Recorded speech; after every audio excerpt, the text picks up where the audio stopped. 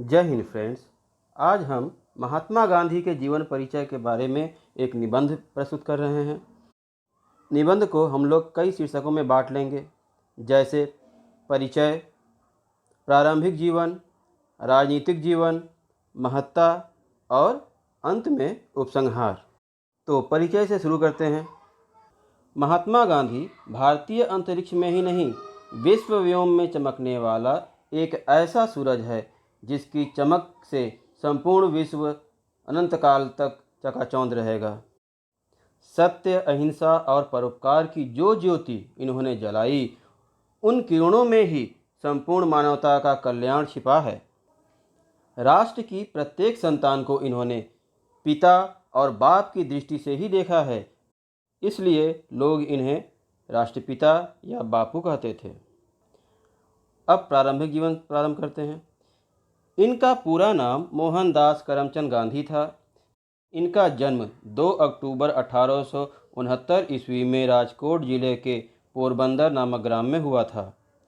इनके पिता करमचंद गांधी राजकोट रियासत के दीवान थे और माता पुतलीबाई धार्मिक संस्कारों से पूर्ण एक कुशल गृहिणी थीं। इनकी प्रारंभिक शिक्षा गांव में हुई। 13 वर्ष की उम्र में ही इनकी शादी कस्तूरबा बाई से हुई। 1887 ईस्वी में इन्होंने एंट्रेंस की परीक्षा पास की। इनके भाई लक्ष्मीदास इन्हें वकालत के पेशे से जोड़ना चाहते थे, इसलिए इसकी पढ़ाई के लिए इन्हें विलायत जाना पड़ा। बैरिस्टरी की परीक्षा पास करने के बाद 1891 ईस्वी में ये विलायत से भारत लौटे और मुंबई उच्च न्यायालय में वकालत करने लगे।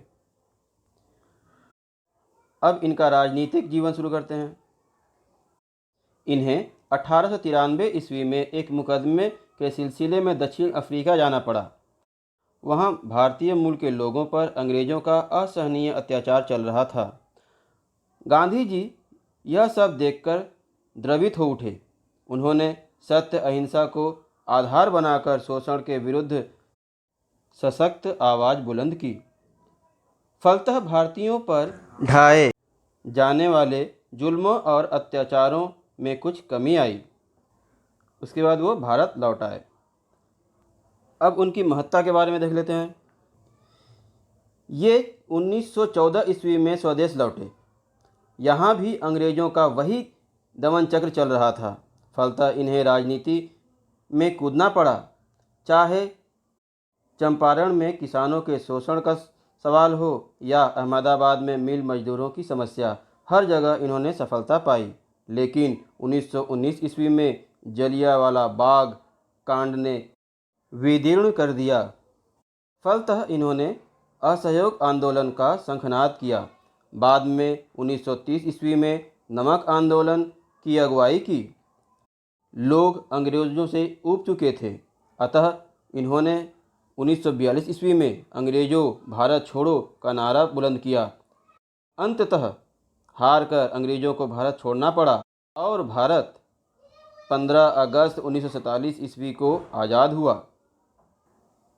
अब निबंध का आखिरी पड़ाव, उपसंहार। बुरा मत बोलो, बुरा मत सुनो, बुरा मत देखो के सिद्धांत पर चलने वाला सत्य, अहिंसा और शांति का यह पुजारी भी हिंसा का शिकार हो गया। नाथूराम गोडसे ने 30 जनवरी 1948 ईस्वी को इनकी हत्या कर दी, लेकिन यह महामानव आज मरकर भी अमर है।